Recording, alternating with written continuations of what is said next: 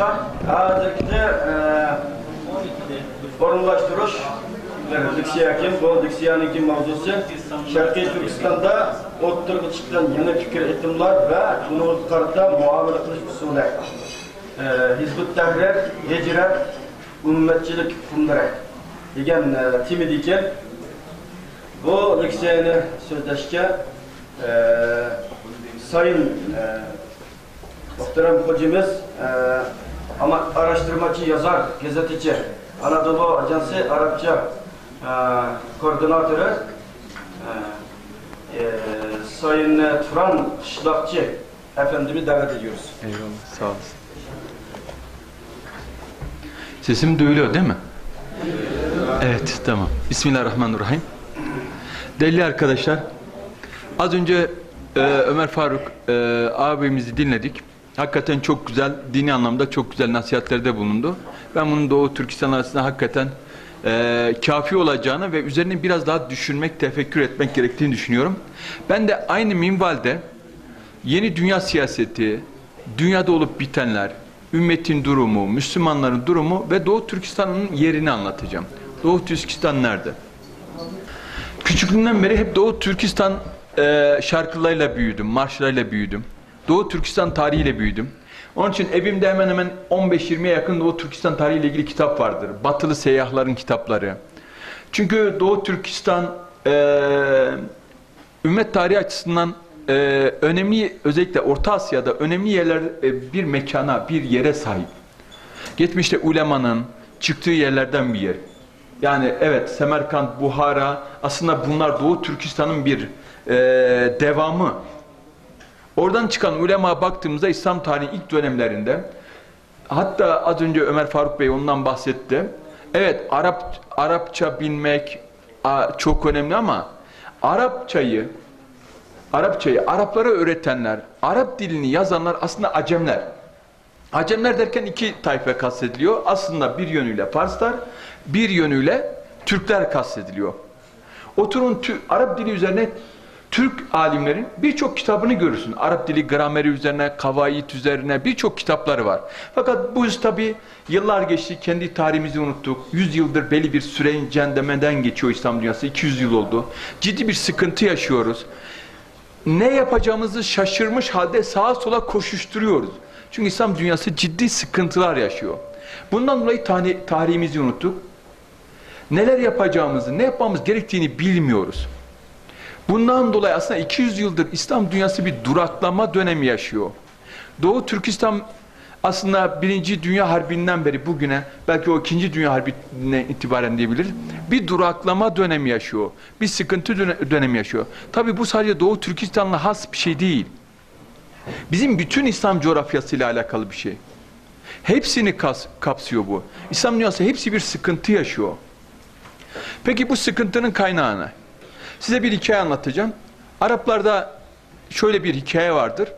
Arapçayı öğrenmeye başladığında mutlaka bunu anlatırlar size. Ukiltu yevme ukiletü sevrul ebyad.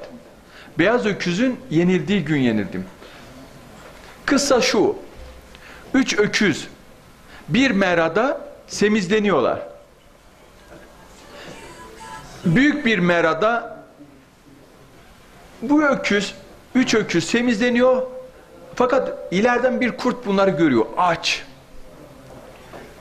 Bunlardan birisini yemek istiyor fakat üçü birlikte. Bunlara saldıramıyor. Ne yapsam, ne etsem diye düşünüyor.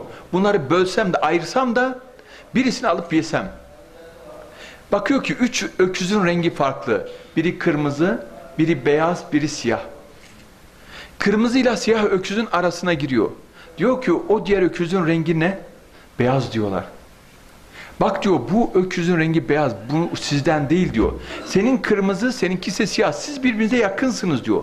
Ama beyaz renk tamamen farklı. Bu sizin ırkınızdan değil. Bu sizin mezhebinizden değil. Bu sizin dininizden değil. İyisi mi siz bunu kovun. Öküzler başlıyor, boynuzlarıyla def ediyorlar onu o bölgeden. Ve bu mera hepsi size kalacak diyorlar. Hakikaten de öyle diyorlar. Beyaz öküzü kovuyorlar. Kovduktan sonra kurt tutuyor, boynundan yere seriyor bunu. Afiyetle yiyor. Aradan aylar geçiyor.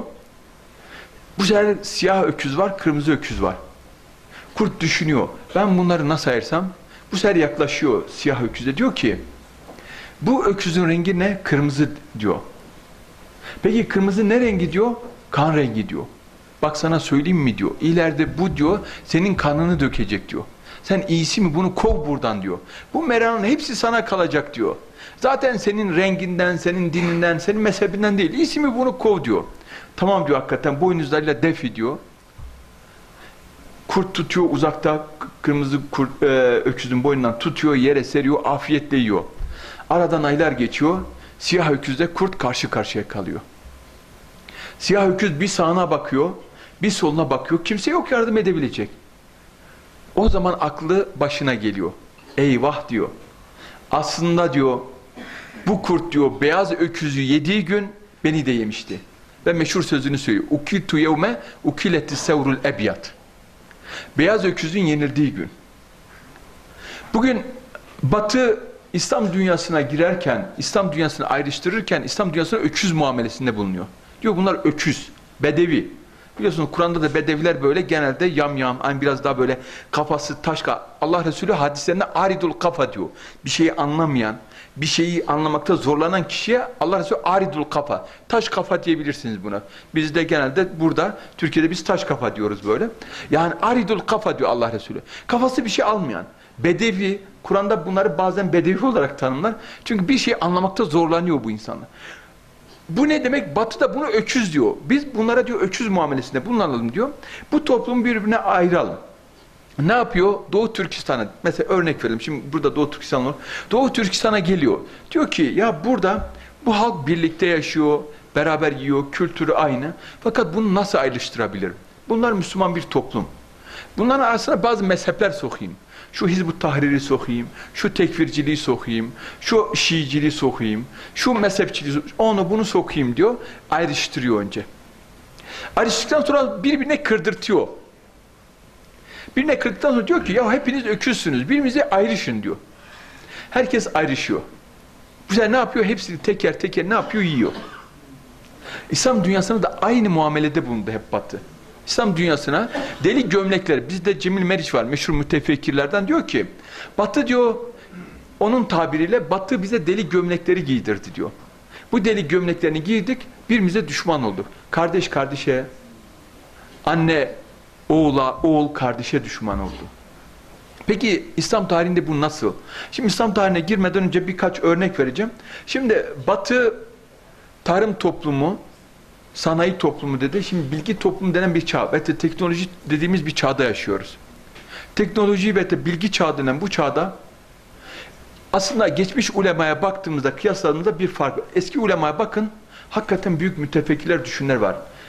Yani bir ansiklopedi, büyük bir marifti, Araplarda marif dediğimiz böyle geniş ufukta insanlar var. Ulemanın hepsine bakın. Kelamda, felsefede, fıkıhta, tefsirde, hadiste, her alanda kitabı var. Ama bugünkü alimlere, düşünürlere baktığımızda bir alanda uzmanlaşıyor. Mesela diyelim hadiste uzmanlaşıyor, tefsiri bilmiyor.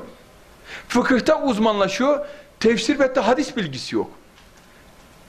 Veyahut da tefsirde uzmanlaşıyor, fıkıh bilgisi yok. Kendisine göre Hanefi, Şafii kabul etmiyor ulemadan. Böyle bir dönemden geçiyoruz şu anda. Fakat bizim bu yaşadığımız çağ eğer bilgi çağıysa Müslümanlar kendi çağını çok iyi bilmeli, çok iyi tanımalı. Hem İslam'ı çok iyi bilmeli hem de Batı'yı çok iyi bilmeli. Hazreti Ömer'in meşhur bir sözü var. Hiyarukum, bu Allah Resulü'nün hadisi, affedersiniz. Hiyarukum fil cahiliyeti, hiyarukum fil İslam. İslam'da en cahiliyede en hayırlınız, İslam'da en hayırlınızdır diyor Allah Resulü. Yani cahiliyeyi en iyi bilen, cahiliye toplumu en iyi bilen, düşünce yapısını bilen, onların kitaplarını bilen, onların ne düşündüklerini, neye sahip olduklarını bilen bir kişi Müslüman olduğuna İslam'a en büyük faydası bu insanın oluyor. Cahiliyi bilmeyen, Batı toplumunu bilmeyen bir adam Müslüman olduğunda ne yapıyor? Aslında İslam'a en büyük zararı o veriyor. Mesela bir örnek vereyim. Hazreti Peygamber sallallahu aleyhi ve sellem İslam'ın ilk davet yıllarında bütün müşrikleri Safa tepesine topluyor. Hazreti Ali'ye diyor ki bütün hepsini çağır ileri gelenlerini. Herkesi topluyor Safa tepesine. Onlara şunu söylüyor. Diyor ki size bu vadinin arkasında bir ordu var desem bana inanır mısınız diyor. Değil mi? Meşhur bir kıssa bu. Size bu vadinin arkasında büyük bir ordu var. Gelip sizi öldürecekler desem inanır mısınız? Hepsi dönüyor diyor ki Bela ya Muhammed. Evet ya Muhammed. Çünkü sen eminsin. Çünkü sen emanetlere ihanet etmeyensin diyor. Çünkü sen güvenilir birisin ey Muhammed diyor. Hazreti Peygamber o zaman diyor ki o zaman size yukarıdakinden haber veriyorum diyor. Kulü la ilahe illallah tuflihu. La ilahe illallah deyin felah eresiniz diyor.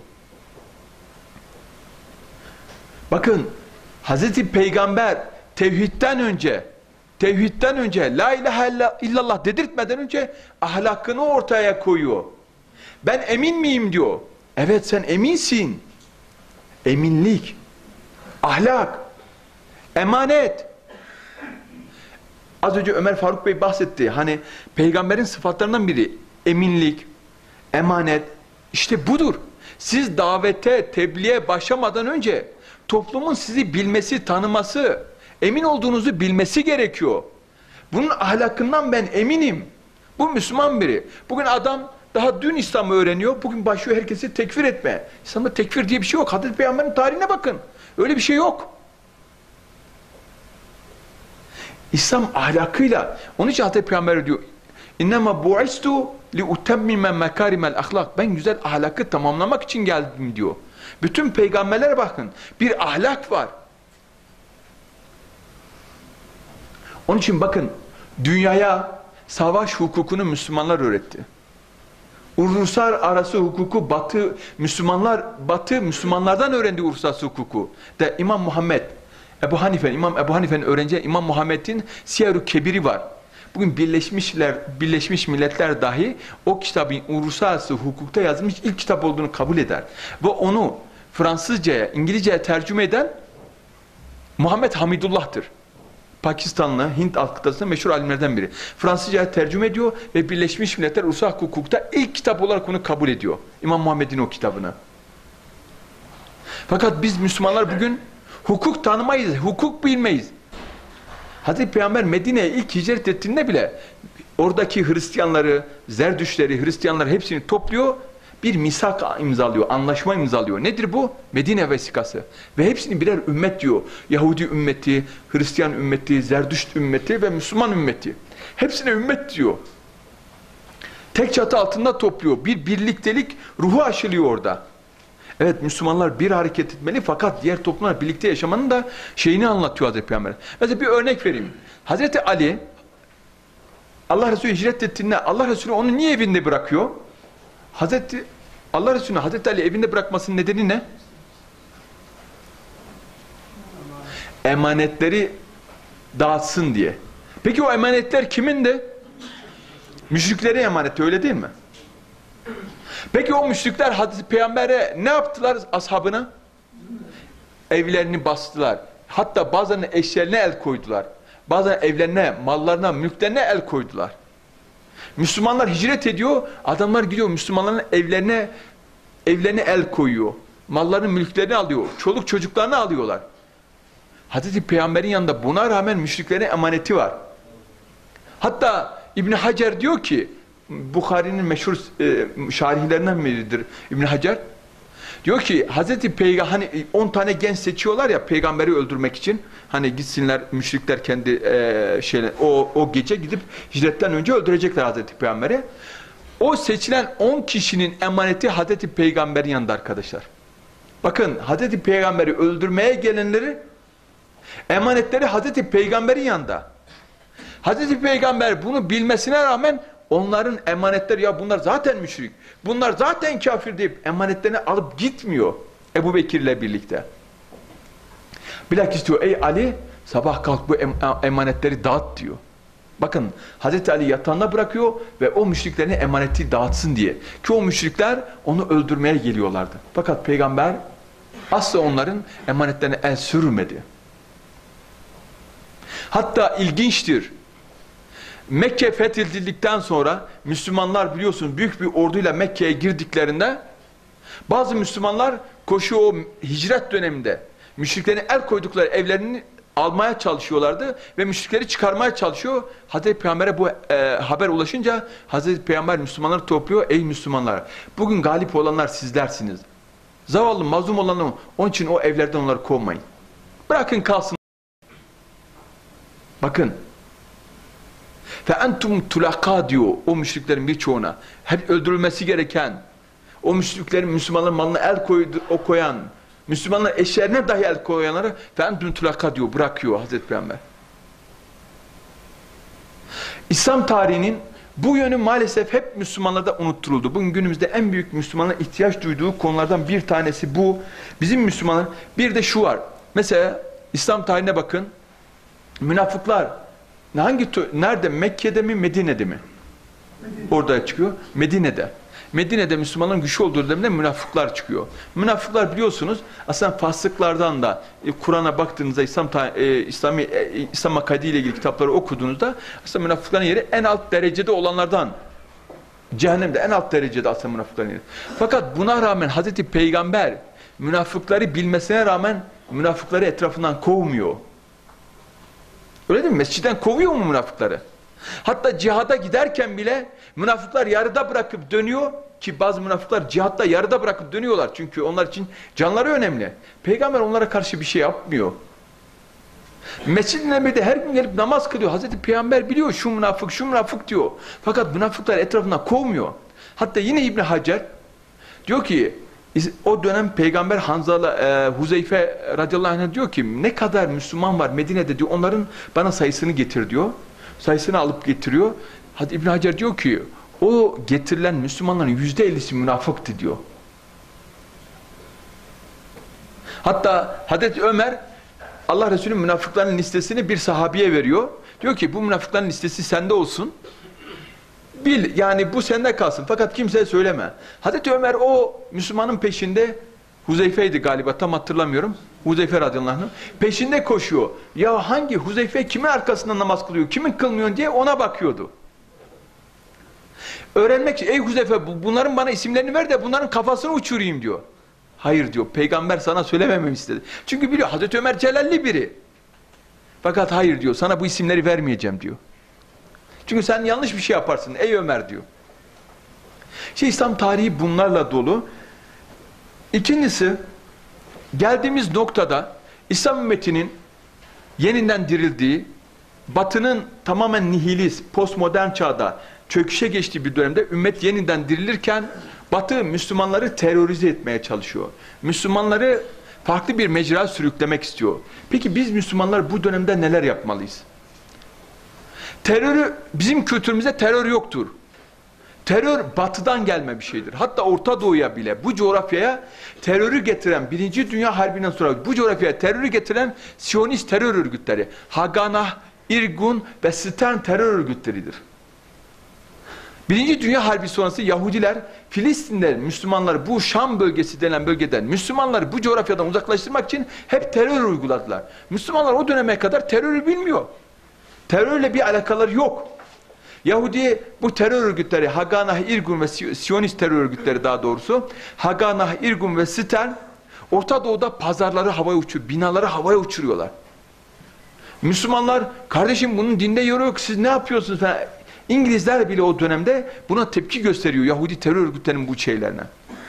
İkinci Dünya Harbi'nden sonra sosyalist Arap hareketleri terörü Yahudilerden öğreniyor ve bunu uygulamaya başlıyorlar. 1980'lerden sonra yavaş yavaş büyümeye başlayan İslami hareketler de yavaş yavaş teröre bulaşmaya başladı. Birçok İslami hareket bugün, tamam ezilmiş olabilirsin, birileri zulmetmiş olabilir ama zayıfsan, bir şey yapamıyorsan, gücün yoksa, kuvvetin yoksa, bir devlet yoksa arkanda, bir ümmet yoksa arkanda, bir şey yapamazsın gücün yoksa. Bir örnek vereyim. Hazreti Peygamber davetin ilk yılları. Mekke dışına çıkıyor, bir vadide namaz kılmak için diyor, gizliden gizliye. Bir kadın sesi duyuyor. Bir kadın çığlığı. Hafif çıkıyor vadinin tepesine, bir bakıyor ki Ammar bin Yasir'in annesi, Ammar bin Yasir, annesi ve babası Yasir işkence altında. Hazreti Peygamber görüyor onları. Müşrikler onlara işkence ediyor. Allah'tan yardım istesek koşacak, yardım edecek. Ama sonraki ümmete, nesile örnek olması açısından Müslümanlar yanlış bir şey yapmasın diye. Çünkü orada gücün yoksa, tek başınaysan yapabileceğin bir şey. Müşrikler orada hepsi kılıçlarıyla duruyor ve Hazreti Peygamber tek başına. Yapabilecek bir şey de yok. Ammar bin Yasir, annesi Ammar ve babasına işkence ediliyor. Hazreti Peygamber sadece ellerini açıyor. Ey Allah'ım diyor, Yasir ailesine yardım et diyor. Ve şu meşhur duasını, sabran ya ehli Yasir, mev'idukumul cennet diyor. Varacağınız yer cennettir diyor. Bugün çağımızda Müslüman hareketlerin, İslami hareketlerin en büyük sıkıntılarından bir tanesi, arkadaşlar, biz kendi toplumumuzu bilmiyoruz. Eğer bu bilgi çağıysa, eğer bu teknoloji çağıysa, Müslümanlar bilgide en üst düzeyde olmalı. Fakat Müslümanlar bırakın cahili toplumu tayinmayı, kendi dinlerini, kendi tarihlerini dahi bilmiyorlar. Bugün mesela bir Doğu Türkistanlı açısından ne olmalı? Bir Doğu Türkistanlı bir Müslüman, Doğu Türkistan tarihini en iyi şekilde bilmeli. İslam tarihini en iyi şekilde bilmeli. Hatta Çin tarihini dahi çok iyi bilmeli. Bir Çinli gelip, çünkü Çin'in en iyi dönemi Müslümanlar, Doğu Türkistanlıların Çin tarihi üzerine epey bir kitabı var Doğu Türkistanlı alimlerin. Onlara bir Çin tarihini anlatabilmeli. Buna vakıf olabilmeli. Çünkü günümüzde insanların en çok saygı duyduğu şey bilgi. Ne kadar zalim bile olsa bir insan, bakın İslam tarihini okuyun, en zalimler bile Ahmet bin Hanbel'e işkence ederken bile Abbasiler, o ilim kazandı, bu bir alimdir diye biliyorlardı. Üzülüyorlardı ya, hani bir düşünceyi kabul ettirmeye çalışıyor, kabul etmiyordu. Ama karşısındaki bir alim olduğunu kabul ediyordu. İmam Ebu Hanife bile o kadar işkenceden, zulümden geçti. O halde yaşadığımız çağ eğer bilgi çağıysa, Müslümanlar bu bilgiyi çok iyi şekilde kuşanmalı. İslam'ı çok iyi bilmeli, İslam dinini çok iyi bilmeli. Tarihimizi iyi bilmeliyiz ve kendi yaşadığımız coğrafyanın tarihini çok iyi bilmeliyiz. Son olarak bir örnek vereyim. Şimdi Kur'an-ı Kerim'de Kehf suresi. Kehf suresinde kaç kıssa geçiyor biliyor musunuz? 5 kıssa anlatılır. Kehf suresinde 5 kıssa anlatılır. Özetle. Birincisi Ashab-ı Kehf. İlk başlarken Ashab-ı Kehf. İkincisi bahçe sahipleri. Üçüncüsü kısa Adem ve Havva olayını anlatır. Kısa Adem'in yaratılışını anlatır. Birkaç ayet, 5-6 ayet, o bir fasıladır. Daha sonra Musa ve Hızır kıssası anlatılır. Daha sonra Zülkarneyn kıssası anlatılır ve biter. Ve en son ayetlerde bir nasihatla, ümmette bir nasihati vardır orada Hazreti Kur'an-ı Kerim'e, Allah-u Teala'nın. Birincisinde Ashab-ı Kehf'i anlatır. Ashab-ı Kehf bir grup genç. Biliyorsunuz davette, İslam'ı anlamada gençlerin çok büyük rolü vardır.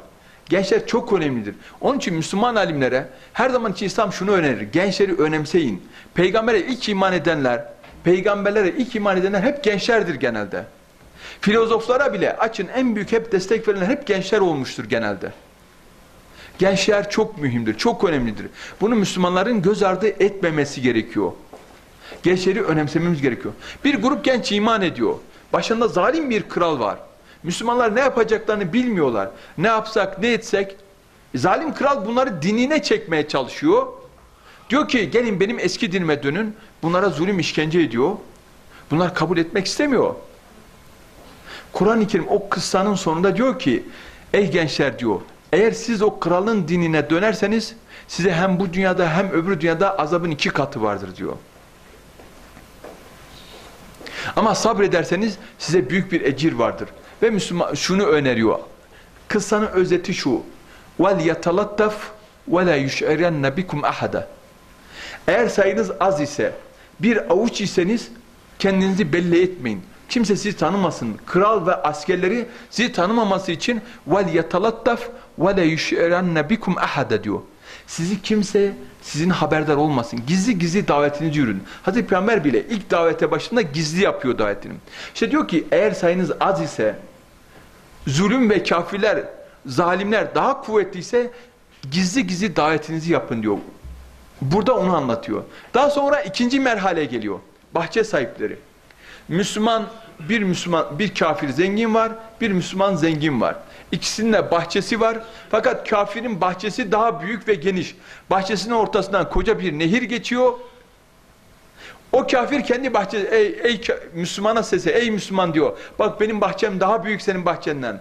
Benim ağaçlarım daha fazla diyor. Benim nehrim daha güzel diyor. Benim çocuklarım senden daha fazla diyor. Peki o dönemde Müslümanın ne yapması gerekiyor? İkinci merhaleye geçiyor. Bir tarafta zengin kafirler, fakat Müslüman da belli bir para çalışıyor, fakat belli bir gücü var. Orada ayette geçiyor, ayette bir kelime kullanıyor. وَهُوَ يُحَاوِرُهُ diyor. Hivar dönemi. İkinci merhale arkadaşlar, birincisi gizlilik dönemi ise ikincisi hivar dönemi. Diyalog. وَهُوَ يُحَاوِرُهُ diyor. O Müslüman diyor, o kafir bahçe sahibiyle diyor, konuşuyordu. Bak ey bunu sana veren Allah'tır diyor. Bu bahçeyi sana Allah verdi. Bu bütün ağaçların meyvesini Allah verdi diyor. Buna şükret diyor. Ona İslam'ı anlatıyor. Allah'ın varlığını anlatıyor. Ve diyalog böyle geçiyor. İkinci merhale geliyor. Üçüncü merhale, yani üçüncü kıssaya geçmeden önce, Musa Hızır kıssasına geçmeden önce Adem kıssasını anlatıyor Allah Müslümanlara. Diyor ki ey Müslümanlar, kendi yaratılışınıza dikkat edin. Bir nutfeyken, yani değeri olmayan bir nutfeyken Allah sizi ondan diriltti, sizi ihya etti. İnsan olarak çıktınız dünya meydanına. Ve insan olarak bugün dünyadasınız. Yarın gideceğiniz yer Allah'ın huzuru diyor. Onun için yaratılışınızı unutmayın. Allah, onun için Müslümanlara ırkçılıktan, mezhepçilikten, İslam'dan uzak düşünmemeleri için hep yaratılışı anlatır. Yaratılışa dikkat, nereden geldiniz? Yaratılışınız nereden? Onu bir düşünün. Toprak, nutfe, bunu unutmayın diyor. Yaratılışınızın ana kaynağı bunlar. Toprak ve nutfe. Ve sık sık Kur'an-ı Kerim'de Adem kıssası çok anlatılır. Ve insana hep bu anlatılır. Sonra üçüncü kıssa gelir. Musa ve Hızır kıssası.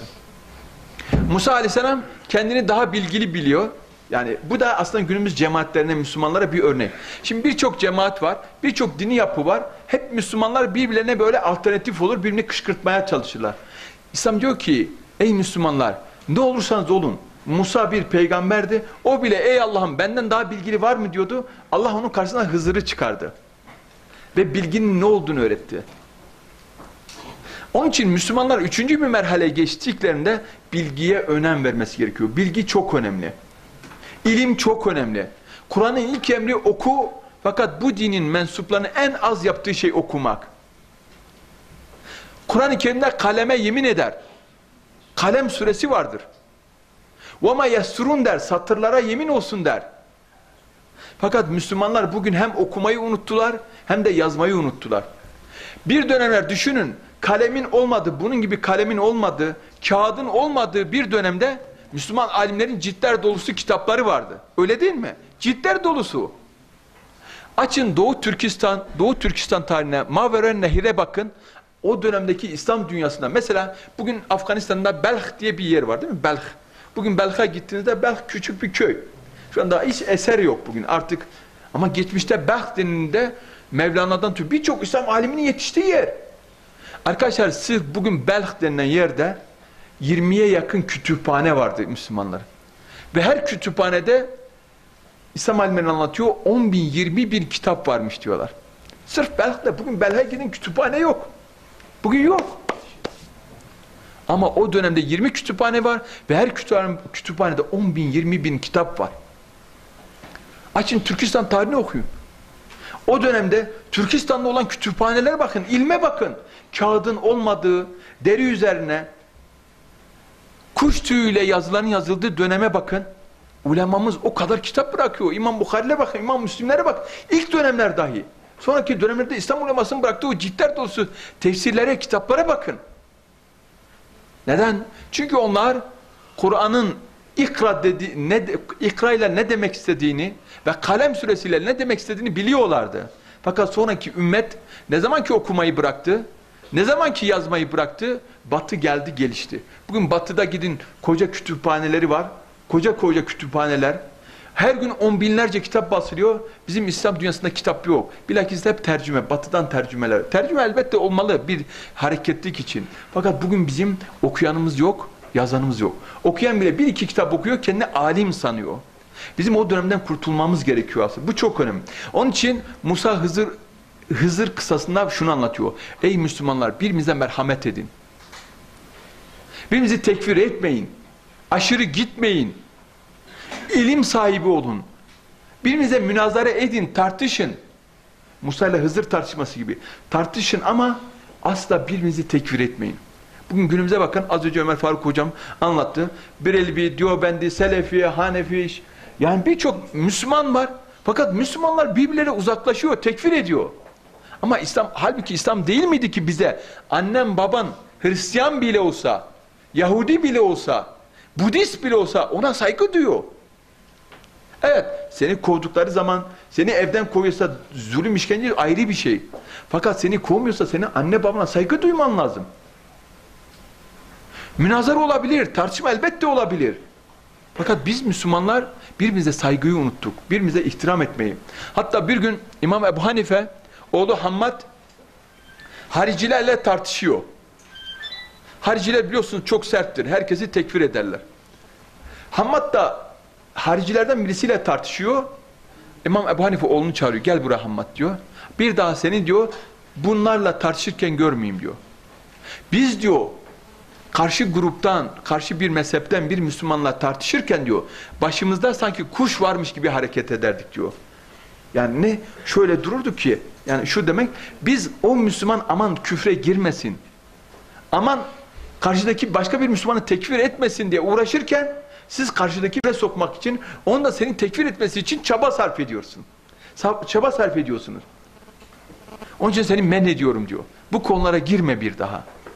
Ama bugün en ufak 2 kitap okuyor, millet toplumu tekfir ediyor, bütün hepsini tekfir ediyor. Bir gün Mevdudi biliyorsun Hindistan'ın meşhur alimlerinden biri. Mevdudi'ye birisi gelip diyor ki ey üstadım diyor, ben senin 4 terimini ve senin çocuk benim 4 terimi okudu diyor. Fakat diyor gelip bizi tekfir ediyor diyor. İşte bu cahiliyet toplumudur diyor, bu küfür toplumudur diyor. Mevdudi oğlunu çağırıyor, gel bakalım oğlum diyor. Sen diyor bu kitapta ne anlattın diyor, bunların hepsinin gayrimüslim. Hayır diyor, ben bunu kastetmedim. Ben neyi kastettim biliyor musun diyor. Hani hatırlayın Ebu Zer radıyallahu anhu bir gün Bilal Habiş'e diyor ki kara ananın çocuğu diyor. Hazreti Peygamber bunu duyunca çok kızıyor. Ey Ebu Zer gel buraya diyor. Sen Bilal'e böyle mi dedin? Sen tahkir ettin onu. Aşağıladın Bilal'i. Bilal Habeş'i aşağıladın. Ona kara ananın çocuğu dedin. Sende diyor hale cahiliye adetleri görüyorum diyor. Bunu der demez Ebu Zer radıyallahu anh gidiyor kapının eşine kafasını koyuyor. Vallahi Bilal o ayağıyla gelip benim yüzüme basmadıkça ben buradan kalkmayacağım diyor. Neden?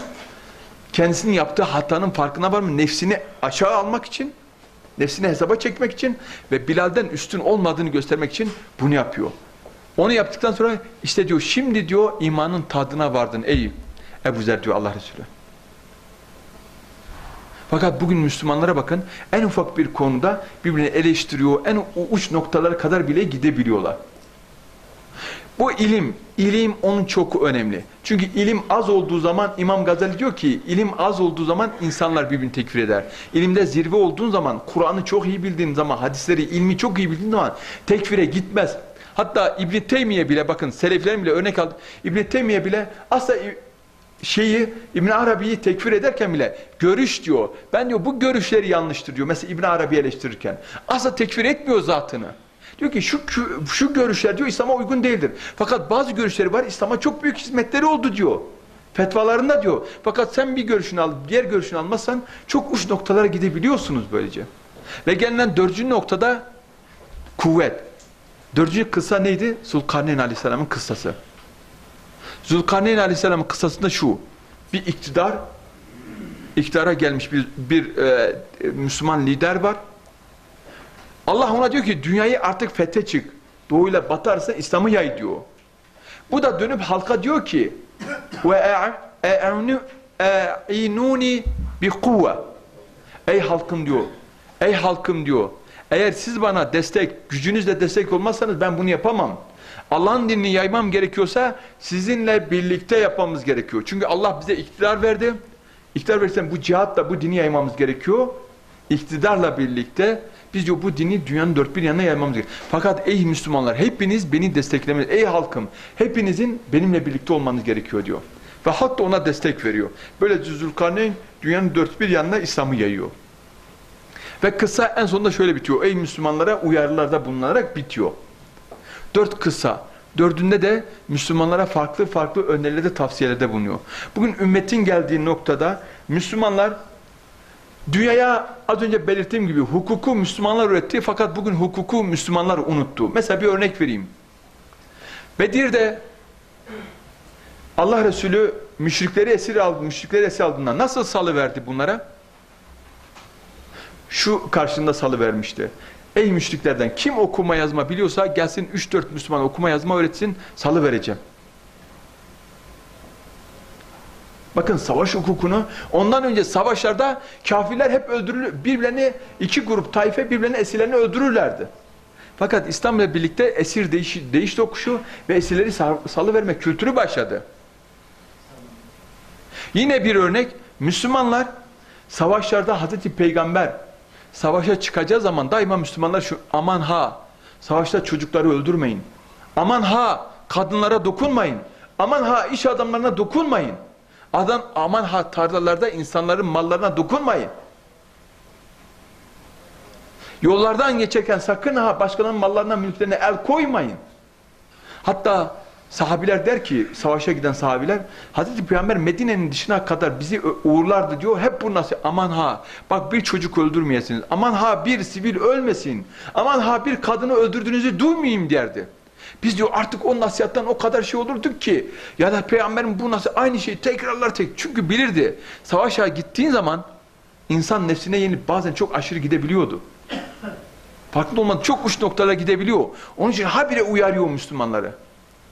Onun için savaşa gidenler olduğu zaman da döndüklerine daima şunu der. Kur'an-ı Kerim'de de dışarıda onları, şehirde onları bekleyen fakihler olsun. Çünkü adam savaştan geldiği zaman o hüzün, arkadaşı şehit olmuştur, bir kin, nefret vardır. O kinden, nefretten kurtulması için ulemanın ona nasihat etmesi lazım. Fakihlerin onu bilgilendirmesi gerekiyor. Onun için dışarıda o gelenleri rehabilite edebilecek bir ulemanın olması gerekiyor. Bugün biz bu fıkhı unuttuk. Bugün Batı Müslümanları terörize etmeye çalışıyor. Müslümanları terörün bir kaynak olarak gösteriyor. Fakat İslam'da bunun bir yeri yok. Bununla zaten bir zafere ulaştığı da hiçbir grubun bugün tarihen vaki değil. Müslümanların bugün yeniden bir güç, birlik olma zamanı. Birlik olma zamanına doğru giderken, ümmetin önü açıldığı bir dönemde, Batı'nın bile artık felsefesini iflas ettiği, siyasal olarak iflas ettiği bir dönemde, Müslümanlara ihtiyacın olduğu bir dönemde, Batı bakıyor ki, Müslümanlar dirilmesin diye ümmete öküz muamelesi yapıyor. Sizi diyor mezheplere bölüyor, sizi ırklara bölüyor, sizi farklı farklı konulara bölüyor. Aynı bakın Tunus'ta herkes Maliki mezhebinden. Herkes aynı ırktan, fakat orada çıkarıyor, farklı farklı gruplar çıkarıyor. Selefi, Nahda, Selefi, İhvancı diye bölüyor ve birbirine kırdırtıyor. Selefiye soruyorum mesela Tunus'ta, ya senin hedefin ne? Hedefin ne? Diyor ki benim hedefim İslam şeriatı, İslam devleti. Peki İslam şeriatını istiyorsun da kardeşim tamam İslam şeriatı. Ama İslam şeriatı ne bana anlat diyor. Anlat diyorum. İslam şeriatı sadece kol kesmek mi, kafa kesmek mi? Hayır böyle bir şey yok. Şeriat bu demek değil. Peki ne diyorum? İslam'ı bana anlat. İslam'ın siyaset fıkhı nedir? Siyasi fıkhımız nedir bizim? Bir devleti nasıl yönetirsin? Adam hemen şunu düşünüyor. Ben kendi liderimi, cemaatimin liderini kral yapacağım. Şimdi Hizb-ut Tahrir'le de oturuyorsun. Devlet, hilafet diyor. Hilafet ne kardeşim diyorum. Hilafeti anlat diyorum bana. Hilafeti anlatıyor ama bunun İslam'la uzaktan evet. İslam'la uzaktan yakından bir bağlantısı yok ki bunun. Elbette hilafet var. Elbette İslam düşünüyor. Ama bana siyasi fıkhına, sen kendi cemaatinin liderini mi bana dayatmaya kral yapmaya çalışıyorsun? Onu mu üstüne getirmeye çalışıyorsun? Hedefin ne? Müslümanların bunu, bizim ta 4 halifeden bugüne kadar bizim siyasi fıkhımız çok zayıf. Müslümanların yeni bir siyaset fıkhına ihtiyaçları var. İslam'ı iyi bilen, şeriatı iyi bilen Müslümanlara ihtiyacımız var. Şeriat sadece paçayı uzatmak, sadece paçayı uzatmak demek değil. Sadece Arap kültürünü yaşatmak değil. Az önce Ömer Faruk kardeşimiz onu güzel anlattı. Sadece bu değil. Bizim İslam ahlakını bilen, İslam'ın ilmine vakıf insanlar demek. Bunu yaşatmamız gerekiyor. Ümmetin buna ihtiyacı var bugün. Ve bugün arkadaşlar İslam dünyası Doğu Türkistan'la dirildi. Doğu Türkistan, Müslümanlar Doğu Türkistan'ı fethettiklerinde Abdullah bin Mübarekler sayesinde orada ulema yetiştikten sonra o bölge coğrafyası ulema yetiştirdiğinde İslam dünyasında ilim kalkınma başladı. Bugün İslam dünyasının yeniden dirilişi için Doğu Türkistan'ın dirilmesi gerekiyor. Doğu Türkistan dirilirse, kendine gelirse, ilme önem verirse, ilme ehemmiyet verirse İslam dünyasının asıl kanadı canlanmış olacak. Bugün Doğu Türkistan'a bu ümmetin çok ihtiyacı var. İslam ümmeti tarih boyunca hep sıkıntılar yaşadı. Tarih boyunca hep sorunlar yaşadı. Bu hep olacak. Zaten aslında en iyi ulema, en güçlü ulemanın çıktığı dönemler de hep Müslümanların böyle zulüm baskı altında olduğu dönemler. Çünkü diğer dönemlerde Müslümanlar rahat ense yapıyor. Ama bizim fıkıh öğretişte bir ümmete yön verebileceğimiz dönemler o sıkıntıların olduğu dönemler. Onun için bugün Doğu Türkistan'ın ümmetin doğu kanadının yeniden dirilmesi gerekiyor. Bakın Farslar bile 16. yüzyıla kadar Farslar Sünni. 16. yüzyılda Safevi ile birlikte Şiileşiyor. İran 16. yüzyıla kadar hep hükmedenler de Türkistanlılar, Türkler. İran'a hükmedenler, orada ulema yetiştiren hep Türkler. Afganistan'a hükmedenler, Hint alt kıtasına, Gazneli Mahmud'dan tutun, hep Türkler. Orta Asya'nın tümüne hükmedenler hep Türklerdi. Onun için bu ayağın dirilmesi gerekiyor. Bu ayak dirildiği zaman Asya kendine gelir. Türkistan ayağının dirilmesi. Bu birincisi ilimle olur. Sizin bizi büyük bir ilmi hamle başlatmanız lazım. İlmi hamleden sonra ikinci şeyiniz ümmetin Asya'da liderliği olacaktır bu. Sadece Doğu Türkistan olarak düşünmeyin bunu. Çünkü Hindistan'a uzun yıllar hep hükmedenler Türkistanlılar oldu, Türkler oldu. Ta 19. yüzyıla kadar Türkler hükmetti Hint alt kıtasına. Pakistan'a, Hindistan'a, Afganistan'a, hepsine. Hatta İran'a da 16. yüzyıla kadar. Onun için yeniden ilmi bir hamle başlatmamız gerekiyor. Bunda bu Maarif Derneği'nin de bence çok büyük bir rolü olacağını düşünüyorum. Artık Müslümanlar ortak harekete, birlikte hareket etmeli. Tek başına küçük öbek gruplar Müslümanlara birbirini dinlemeli. Farklı görüşlerde olabilir. Fakat başka yerlerden düşünceler getirip ümmetin içine az önce Ömer Faruk geniş anlattığı için ona girmiyorum. Yeniden bir dirilişe ihtiyaç var. Bu da ilimle olur. İlmi bir harekette ihtiyaç var. Ümmetin buna ihtiyacı var ve Doğu Türkistanlara bu konuda çok vazifeler düşüyor. Çok sağ olun. Allah razı olsun. Teşekkürler. Selamünaleyküm. Çok önemli ve aydınlatıcı bu konuşmasından dolayı Sayın Turan Işlakçı Efendi'ye çok teşekkürlerimizi sunarız. Allah razı olsun diyoruz. Eyvallah. Allahu Rabbi vahidun ve ana bizalika aşhadu la mebda'i ve asulu birrahmi mimmen yeçhadu ve şehadeti